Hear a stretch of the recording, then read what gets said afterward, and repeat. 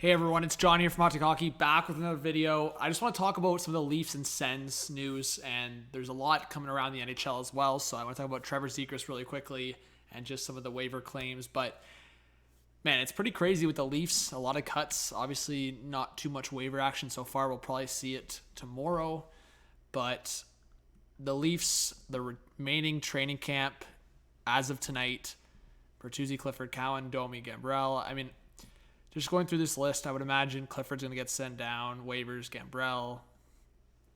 Probably looking at a couple here. If McMahon's injured, he'll just stay up. But on defense side, you're probably going to see Legason sent down, Lajoie, and probably Miller. Sova might get an entry-level deal, but he's probably going to be sent down.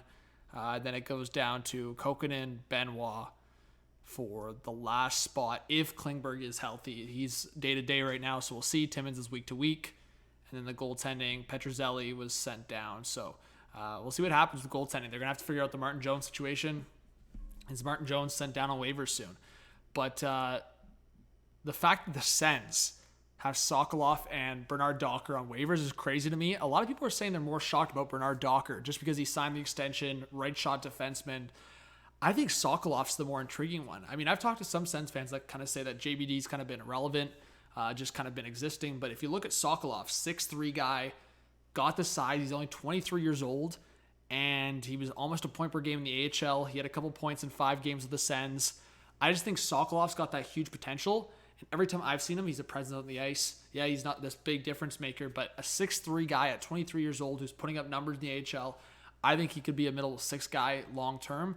I think a team's got to look at Sokolov, especially if you're a younger team, maybe a team with less size. I mean, the Ducks, for example. So the Ducks did just sign Trevor Zegras to a 3-year, $5.75 million contract, so $5.75 per year.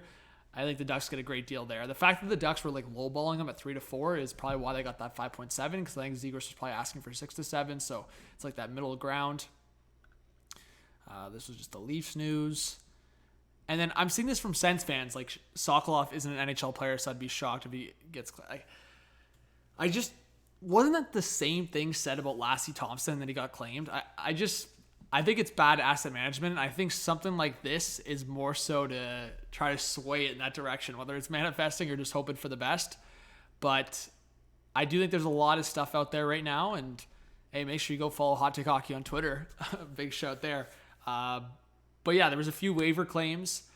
I do think that kind of going through like a Lassie Thompson to Anaheim, for example, I think the Ducks will be one of those teams. I would look at the Sharks as another team as well. But there's going to be action here, probably from as I'm making this video all the way to Monday. The next week is going to be chaos. I would imagine there's a couple trades. I'm waiting for it.